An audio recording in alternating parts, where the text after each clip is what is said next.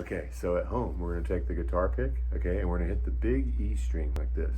Okay, see how the note rings out? That's called letting the note ring out.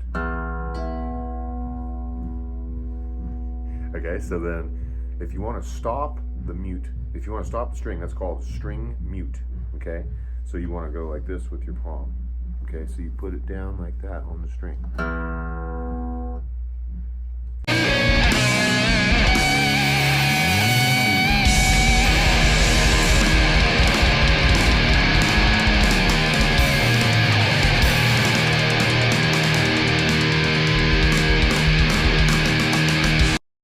We're gonna take the guitar pick, okay, and we're gonna hit the big E string like this.